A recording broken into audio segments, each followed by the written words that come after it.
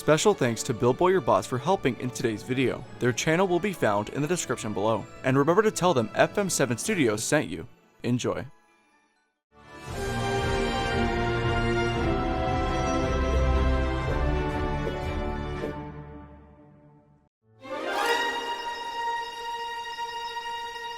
Out of all the attractions that have come and gone from Epcot, now one has fallen so far in quality as Journey into Imagination.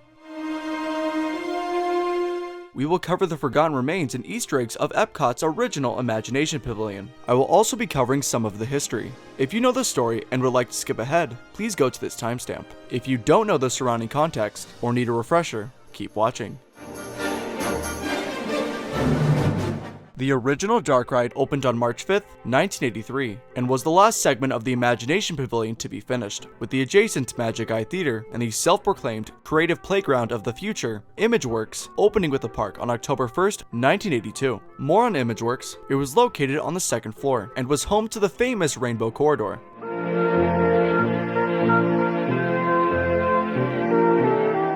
After boarding our vehicle and setting off, we move into the first scene, where we see the silhouette of a flying machine called the Dreamcatcher.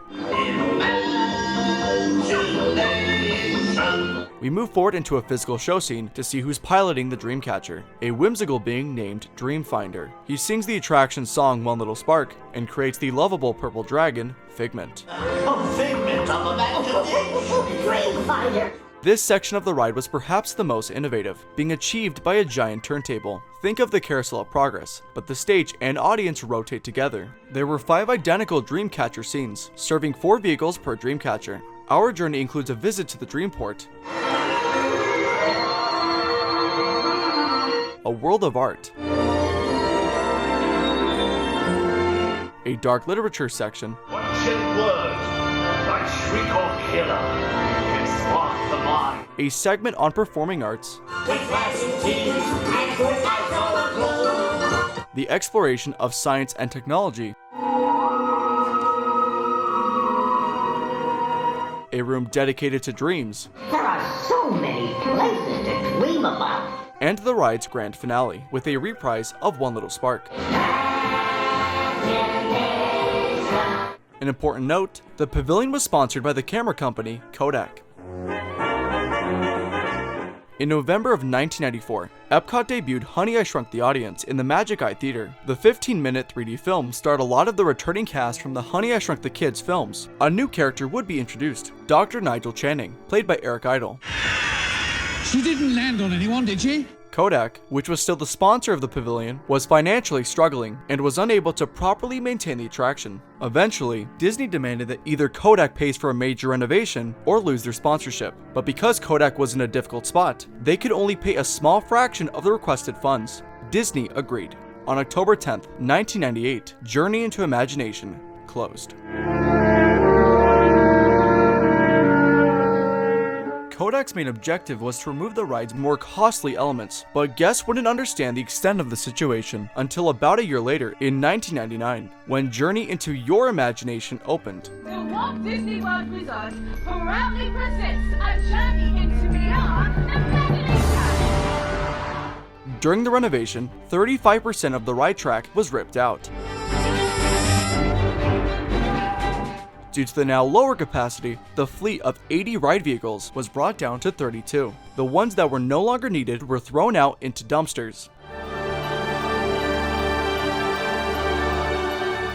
The turntable scene, where guests met Dreamfinder and Figment for the first time, was gutted and divided into the ride's new loading area and portion of the new Imageworks, now located on the first floor. You can still see the original outline of the turntable. Now, just to be clear, they never removed the original Imageworks. The second floor was closed off and abandoned.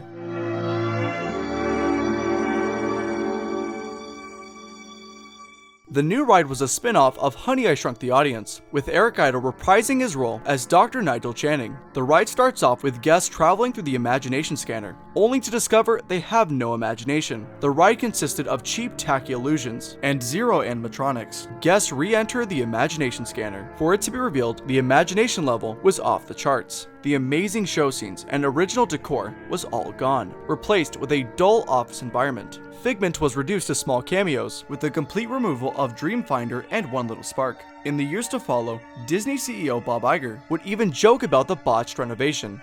Always count on someone asking where Figment went, and what had we done with it? What had I done with it?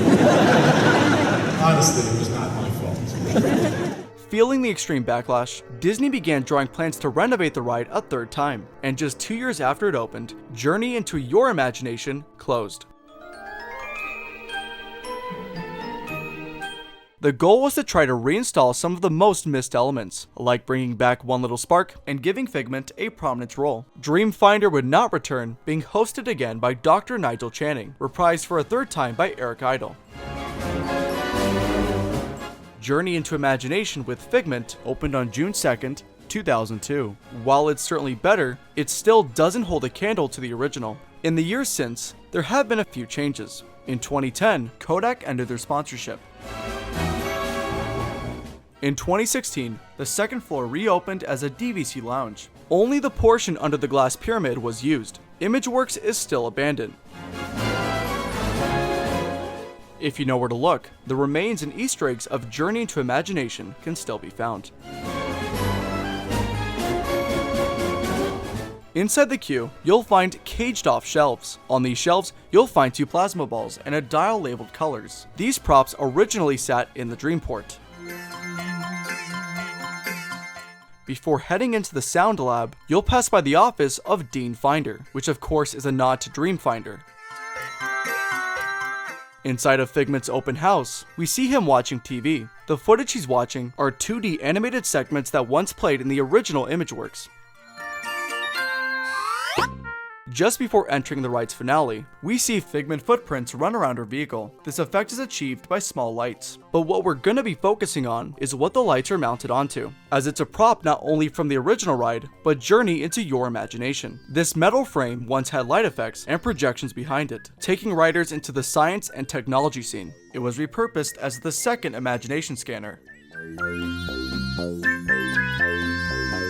The room full of figments is a reference to the original, with the figures reenacting some of the filmed segments. One of the figments is hang gliding from a harp and paper containing the notes to One Little Spark. On the top left is a silhouette of the Dreamcatcher. Before reaching the unload area, we see Dr. Channing's face as a terrifying moon, and Figment as an astronaut. This is the only original Figment animatronic. The figure originally sat towards the end of the performing arts scene, where after his removal, he was put on display in Disney's private offices, before getting a repaint and reinstalled. Inside of the ImageWorks, the ride's original soundtrack plays.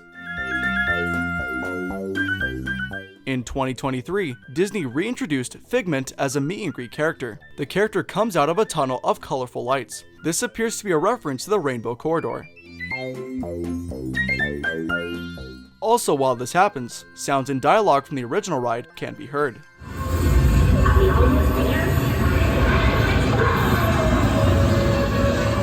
Above the tunnel is a sign for the Dreamport.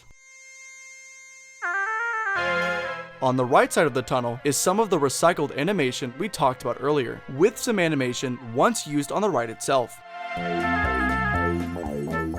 The photo backdrop is inspired by the opening scene of the original ride. This next reference is not accessible to the public, but I might as well mention it. At one point in time, ImageWorks and the Magic Eye Theater were connected by an escalator. While it's been walled off, it features a mural of Figment and the Dreamfinder. Leaving the pavilion itself, we now go to World Celebration. As in the queue for Mickey and Friends, there is a mural that features the Dreamcatcher. At night, Spaceship Earth is home to the Points of Light show. There is a 3-minute segment dedicated to the original ride.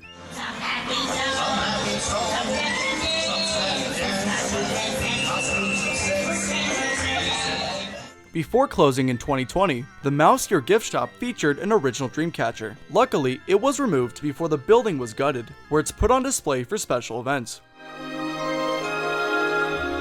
Also being put on display over the years are some of the original Figment animatronics, like in One Point in Time at Walt Disney Presents, and a few in the Odyssey Pavilion, which in 2023 was transformed into Figment's Inspiration Station, with an original animatronic,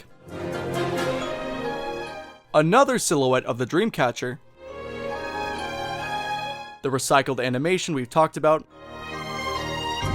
But the coolest part of this experience were the fully restored pin tables from the Imageworks. The original Journey into Imagination may be gone, but its legacy lives on. Even to this day, Disney sells merchandise based off the original, like in plushies, a little golden book, and in comic book form. We can only hope that one day we'll get an attraction that recaptures the magic and wonder of the original. Anyways, I hope you enjoyed today's video. If you did, why not subscribe? Thank you very much for watching, and as always, have a great day.